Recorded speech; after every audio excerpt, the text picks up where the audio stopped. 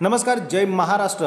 आजच्या व्हिडिओमध्ये आपण बघणार आहोत नक्की शिंदे गटाला मिळालं काय आणि भारतीय जनता पक्षाची डोकेदुखी कशी वाढलेली आहे। उद्धव ठाकरे आणि भारतीय जनता पक्षांची युती असताना घवघवीत यश मिळाले, मात्र 2014ला उद्धव ठाकरे यांच्या शिवसेनेला अतिशय दुय्यम असलेले मंत्रिपद देऊन त्यांची बोळवण केली, तरी उद्धव ठाकरे शांतच राहिले। 2019ला अमित शाह यांनी शब्द दिला, समान वाटा मिळेल सत्तेमध्ये आणि सगळ्याच गोष्टींमध्ये, तेही टाळलं असताना म्हणूनच उद्धव ठाकरेंनी महाविकास आघाडी स्थापन केली। भारतीय जनता पक्षाला केवळ मित्रांच्या जीवावरती सत्ता हवी आहे।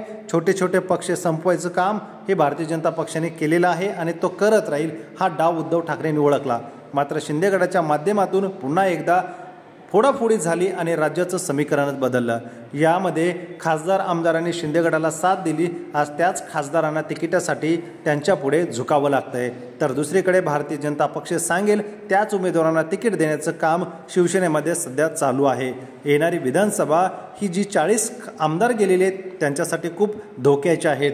म्हणजेच शिंदे गटाला तर मिळालं काहीच नाही, यावरून पुन्हा एकदा सिद्ध होतंय।